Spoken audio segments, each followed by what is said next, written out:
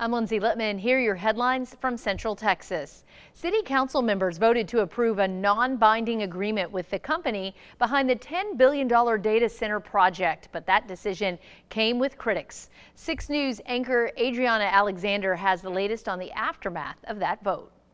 Frustration. You're not welcome in our community. You're not welcome in McLennan County.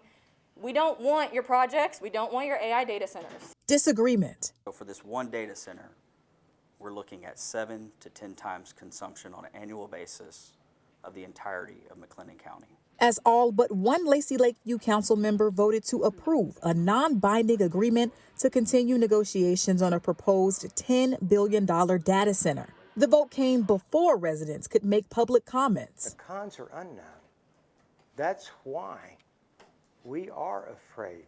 I care about our air quality because whatever happens over there is coming this way too. They're not going to stop at Katy Road. They're not going to stop at Ross Lane. They're coming here. The council meeting was over capacity, with people voicing their concerns over 520 acres of Lacey Lakeview land becoming a hub for a list of concerns. The company, Infrakey DC Parks, approached Lacey Lakeview with the opportunity. This is innovative stuff, what we have come up in McLennan County with the Lacey Lakeview partnership. That is the whole purpose of trying to see, can we use the wastewater? Not only this one, we're going to be working with the neighboring areas right there. And City Mayor Charles Wilson said the funds from the data center could be used to improve the city's infrastructure. I don't know if I have 5 years. I know I don't have 10. And I'm expected to find a solution for my people. So ruin another man's life for your solution? And that is the context in which we came in contact with Infrakey. They were looking for effluent. They heard we had a sewer problem. I would hope that our council members would do the same kind of research, because these are large decisions that are going to be made that will impact you and your family members as well.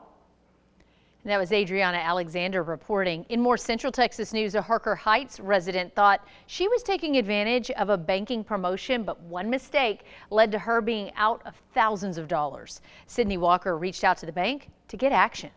An extra $1,000 is always a nice bonus. I thought, hey, that's pretty good to do. Josephine Farthing set up direct deposit with Chase Bank to a new checking and savings account. They would give you a $1,000 bonus. Money sent to the accounts. Checking account, $300 a month. The savings account, $3,000 a month. Without a thought. Never checked anything. I just did my direct deposit, and I could see from my paycheck that, yes, the money was going to Chase. After 3 months, Farthing went to withdraw her thousands of dollars. They found my checking account.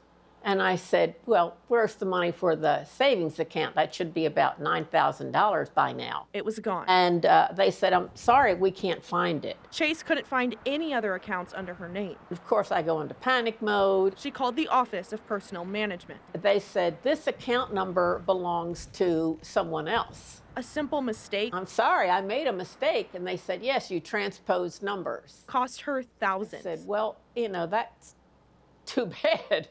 I want my money back. The mistyped routing number was depositing money to a company. Chase told Farthing they'd contact the company, but the next day they hadn't been able to get in touch. That's not right. Are they keeping my money? The direct deposit still continued. It came up to $12,000. And Chase told Farthing she would have to subpoena them to find out the company's name. Without the name, she can't sue them in small claims court. I can't sleep.